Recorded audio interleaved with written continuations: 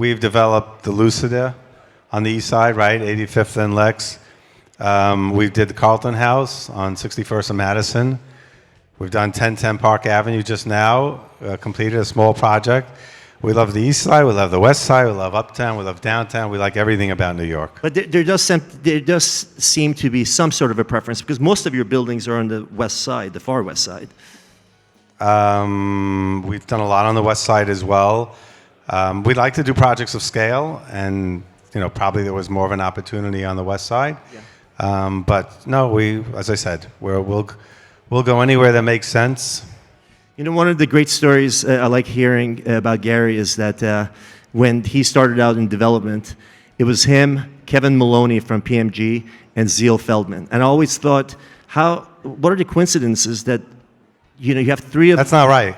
That's not... Okay, well, tell us the story. No, but it's just not right. You say when I started development, we were long since had been partners. We were partners in several deals. We were never partners in PMG. Were you guys never in the same office? You consistently get that wrong and keep on saying it. It's really annoying. Okay. Well, tell us how it works. Tell us what the story. No, I'm telling you. Okay. When I lived in Belgium, Zeal actually knew kind of a relative of a relative, or maybe he was related to a relative of a relative. And when they were looking to raise money, when the whole market crashed in the late 80s, early 90s, when banks were taken over by the government, Resolution Trust Company, all of that. Yeah.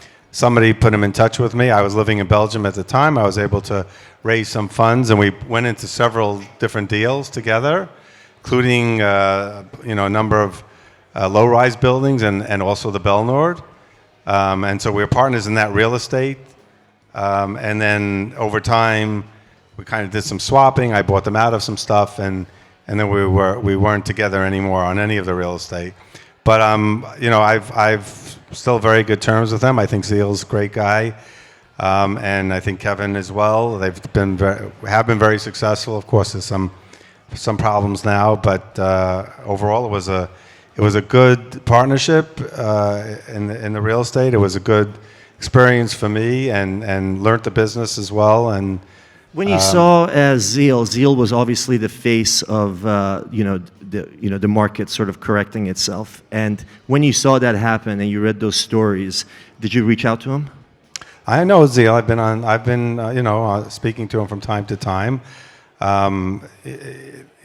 Certainly got hit by the market change. These are beautiful projects that he was involved in. Could have been successful. A market turn, that's, as I say, it's tremendous risk that developers take. And, I'll say that anything that they make, they're entitled to.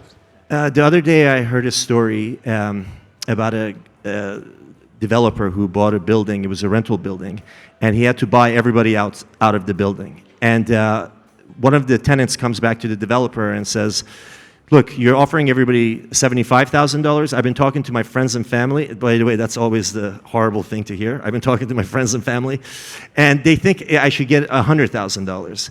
The developer goes back to the woman, and he says, if I pay you $100,000, I have to pay everybody else $100,000. And somehow she gets in touch with this attorney. The attorney has her sign this thing that says, I'm going to take your case, but whatever I get 33% of it, which is sort of like personal injury attorneys. But you no longer have any say over your apartment. The developer knows the attorney. He's a very effective attorney. And he finds out that the attorney is involved, and he immediately offers the woman $500,000, which was probably a mistake. But she says, great, I'll take it. The attorney says, you have no say in this. I represent the unit now. You do not accept $500,000. And she's like, well, I really want this money. This is a lot higher than the $75,000. He's like, absolutely not. And then the developer comes back and offers the woman $1 million to get out. Now, meanwhile, this went from $75,000 to $500,000 to $1 million. The attorney says, you will not accept $1 million. And the woman hires another attorney to sue her initial attorney because she wants the $1 million. And they do a back and forth. They end up giving her $6 million to leave the apartment. And I know you have to deal with some holdouts all the time. I mean, you have to be extremely, extremely sensitive about how you approach buying people out of the building, because they find out a developer with big pockets is coming, and they can have them over a barrel, basically. How do you deal with those holdout situations, and at what point do you say, I'm going to walk away? Yeah, that's one of the big problems in New York City. And a number of years ago, they passed a state law that allowed you to file a demolition permit, and you'd be allowed to remove people, give them compensation, and they had to go. And it made sense, because why should a couple of rent-stabilized people who are protected by the laws of New York State cause damage to society, right? And society says there's unused air rights, there's a way underutilized real estate. We want something better to be built there. That's why they passed the law. But in the event, like a lot of the stuff here, it doesn't work in practice, because the court systems and the administration that actually administers it is so slow and so biased that it's not working well. So that's the first thing, is that we need to make sure that the laws on the books are treated like real, and the courts enforce it, and there's time. Justice delayed is justice denied. So that's a big problem. And the truth is that we are very, very reluctant to go into anything where we can be stopped by a holdout, because of these unscrupulous lawyers that are taking, as you say, a third of it. And in some cases, that guy made $2 million, right? So yeah, sure, he did a great deal for his client. But is that good for society, that we have this kind of holdout? Why should someone get $6 million because they have been protected by the state of New York, and then turn around and get so much money for it, and the lawyer takes $2 million? Doesn't seem right. But anyhow, that's what we're up against. Has to be taken into account. What it takes to get vacancy. I think the way you explained it, that hey, it takes a lot of tax dollars away from the city. It maybe helps one or two people, but then you're taking housing away from 8 people. Right. It sounds like a great thing. Oh my gosh, the poor guy hit the lottery ticket. A lot of the landlords I talked to didn't even know what was happening. That was what blew my mind. Some of these guys have hundreds or thousands of units, and they're completely unaware, because You're 100% right, Amir. 100% right. Hopefully there's a wake-up call and there'll be more involvement. I hope.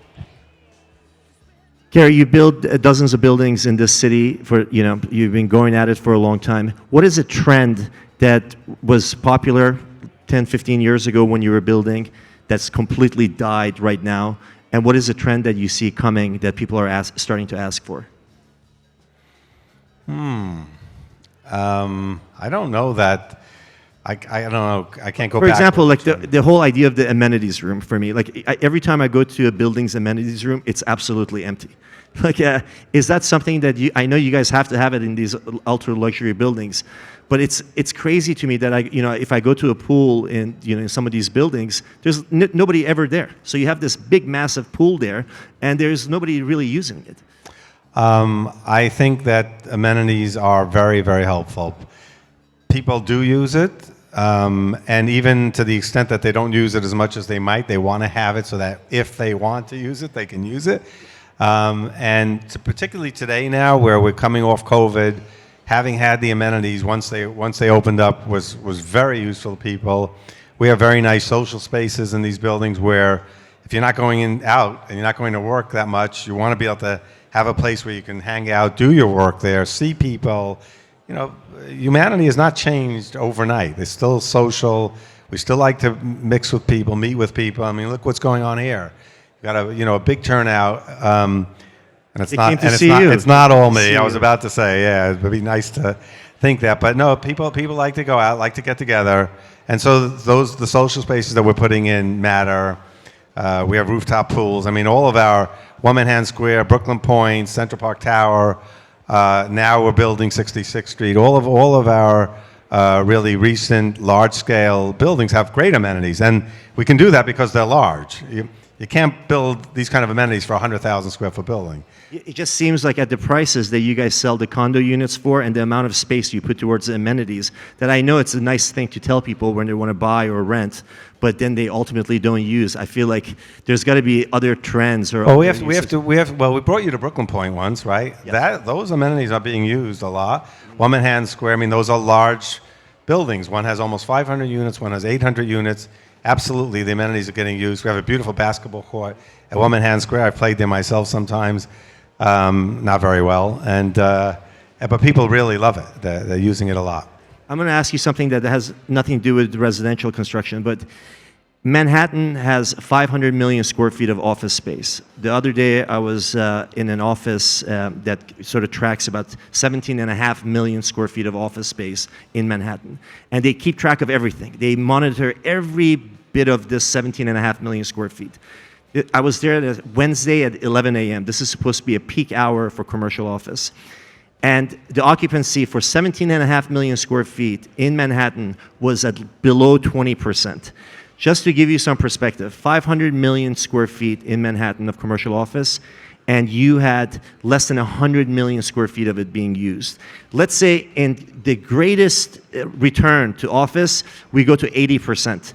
That still leaves 100 million square feet that's going to be empty in Manhattan. And some of these, it's not uptown or very far downtown. They're on 6th Avenue, they're on Park Avenue. And those sort of empty spaces, those empty buildings, 100 million square feet. But 80% empty doesn't mean 80% full doesn't mean 20% empty. It just means that, at any given time it's 80%, like a hotel.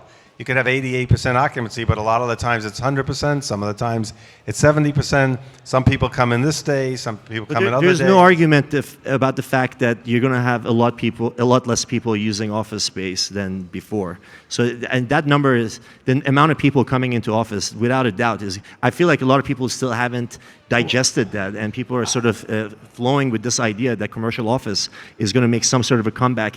Even if it does make a comeback and comes to 80%, you still have 100 million square feet that's empty. What can happen? I think you never had more than 90% occupancy ever. These buildings rotate. People have more space, less space.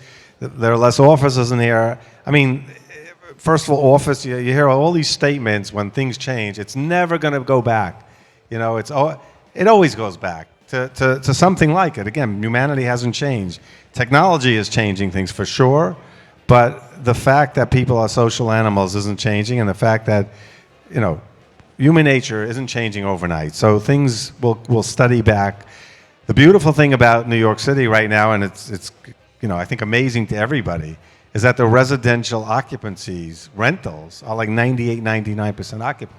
I think maybe some of the highest occupancies in the history of New York. Also because a lot of landlords have pulled their units off the market because they rather have the units sit empty. I mean, based on the last tally, there was 20,000 apartments. Eric, am I right with that? 20,000 apartments? It's close to 40,000 apartments how many the landlord has pulled out of the market because they're like, I'd rather have it sit empty and wait for policy to change than to put it on the market and have to deal with a bad tenant. But how many apartments are there in the city of New York? That's, Gary, 40,000. I know, but how many apartments are there? A million? I think 1.6 million, 1.8 million. Okay, so that's 2% occupancy. Yeah. Okay, so instead of being 99, we'd be 97. New York is, the people want to live here. We've heard people moving from the West Coast, right? And they're coming here because, I don't know why they're coming here. They're coming here because it's a great city. It's a great place to come. It's a great place to see people. You've got great technology companies now. You've got a lot of employment opportunities here. But it's also a great place to live. And I heard that we're getting a lot of people, as I say, from the West Coast. Well, we've got water here. We've got nice temperature. You don't have to worry that your house is going to get burned down around you. Don't get me wrong. I love LA. It's a nice place to visit, but I wouldn't want to live there. Great song. Great song. I'm going to ask one more question, and then I want to come to the audience. But Gary, yes or no, do you want a casino in New York City?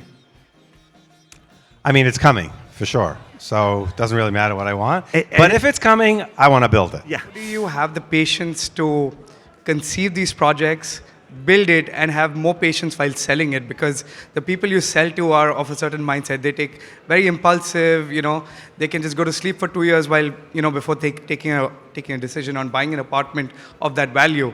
So how do you really hold your patience for that long? You saying that rich people are difficult to deal with? How do you have the patience to conceive it, build it, and then sell it? Because Well, when I started building buildings, I had some here.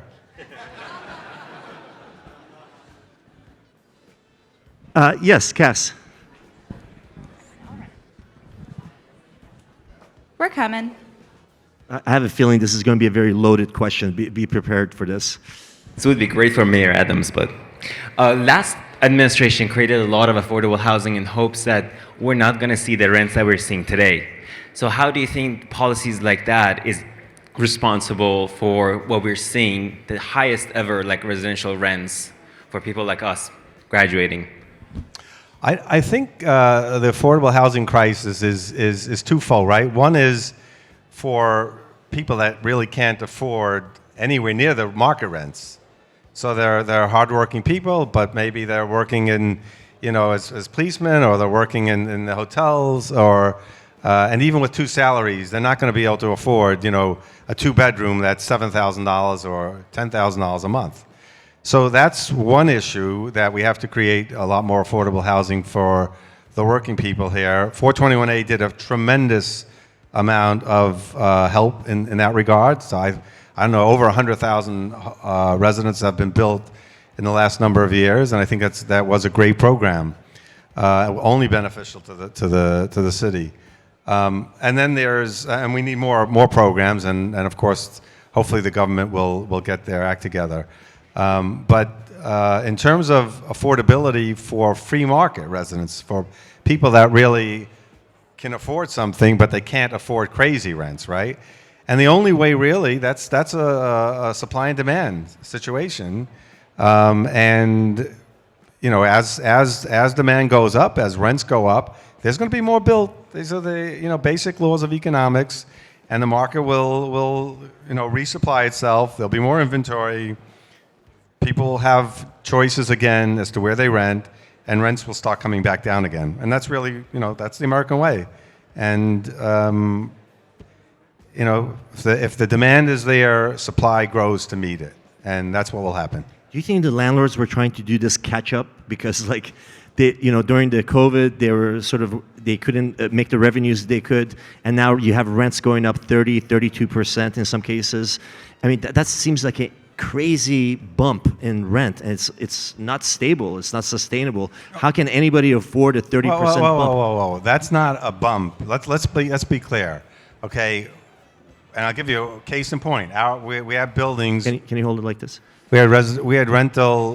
You got to fix your microphones. Yeah, I got it. We had residential rental buildings, free market, right? Our occupancy went down from 99% to in the 60s%, right? In the heart of COVID. Our rents went down 20-30%, okay? Net effective rents. We were not making enough money to pay debt service. And there's a bunch of other landlords in the city that were not making enough money to pay debt service. Some people got breaks. The banks were patient to some extent. But that was the situation. So saying rents went up 30%, that's totally inaccurate. All it did was stabilize back to a normal rent. Now, the last 6 months, we've gone beyond that. And yes, occupancies are 99% again, 98%. Rents are back over what they were pre-pandemic. We're finally getting to a place where one could consider building new rentals. That's all we're getting to. To build rentals in this city brand new, you're building to a very low return. And I'm afraid that the spike in construction costs and the raise in interest rates is going to shut down new rental construction on a free market basis. I think that it's going to be very, very hard to deliver new supply of rentals given what's going on with inflation and with interest rates spiking. So it's certainly an issue, but let's be clear. This is not like the landlords were able to suddenly jump rents in a big way. All it did was kind of restore normality, and now maybe we'll get closer to a point where you can make a decent return on new construction. Okay? But even with 421A, certainly in Manhattan, it was extremely difficult. There are not many new buildings that have been built as rentals in Manhattan in the last 10 years, even with 421A. So it's a big challenge to build rentals given the extremely high cost and the very high real estate taxes that you're facing, but it could happen. Gary, final thoughts for the audience. Final thoughts. Final thoughts about what? Look, I think that we're in a very interesting time now. So much has happened. COVID is kind of the you read about it in science fiction books, and it was something that people say, what if? Nobody expected it. It's really quite amazing what happened. I think the government reacted and did the right things at the time. Maybe we overshot a little bit. I think the Federal Reserve is intent on wiping out inflation. A lot of that inflation is supply constraints and is artificial. God willing, in the next 6 to 12 months, things will open up a little bit. Hopefully, Chairman Xi will let his people out of jail, and we'll be able to get the world back to normality and get the supply chain going again. So I think that there's a reasonable chance that we get through this without any tremendous damage happening over the next year. Inflation comes back down, interest rates hopefully stabilize, and that we're able to continue real estate in a healthy way, and that the city develops under our new mayor develops in a great way that we're all looking forward to. Right now things are doing okay. Hopefully they'll continue that way and get better. Gary Barnett, thank you so much. I also want to thank our sponsor again, Jen Air. Gio's there giving me death stares, making sure I call out Jen Air, so I just wanted to say thank you.